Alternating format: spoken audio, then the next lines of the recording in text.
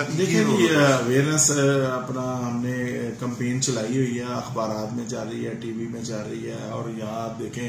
जगह जगह हमने स्टीमर और ये लगा के रखे हुए हैं, और यहाँ हमारा आपने देखा कि लैक स्लैक नहीं हो रही, मुसाफा नहीं हो रहा, और डिस्टेंस भी रखा हुआ है। तो ये देखें हमारी कौमी जिम्मेदारी है कि एक ऐसी वबा जिससे छूती बीमारी है कि लोगों को फौरी तौर पे, और ये करंटीना सेंटर में जाना पड़ेगा, और इसके लिए लोगों को आप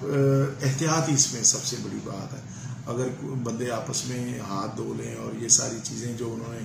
मेयर्स कहे हैं वो अख्तियार कर लें, तो नो डाउट के इसे हम कंट्रोल कर सकते हैं। और ख़ास करके वो बूढ़े और बच्चे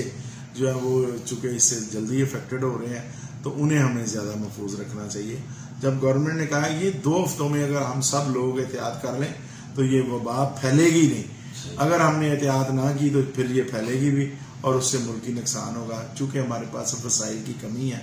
और जो वसाइल वाले मुल्क हैं उन्होंने एहतियात नहीं की, लापरवाही का नतीजा आप इटली में देख लें कि किस तरह उन्हें उठाना पड़ा। हालांकि वो दुनिया का तरक्की याफ्ता मुल्क है, उनके पास वसाइल ज़्यादा है, इसके बावजूद जो लापरवाही है उसने उन्होंने कहाँ ला के खड़ा कर दिया।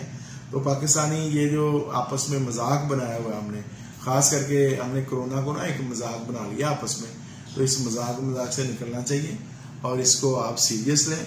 और सीरियसनेस से एक दूसरे से मिलने जुलने से 1 हफ्ता 2 हफ्ते की बात है, और आप एक लॉन्ग टर्म जो बीमारी है वो वबा है उससे आप बाहर निकल आएंगे। तो मैं तमाम दोस्तों से यही कहूँगा कि हम सबको मिलजुल के पाकिस्तान में अवेयरनेस कैंपेन चलानी चाहिए और इस पर अमल भी करना चाहिए।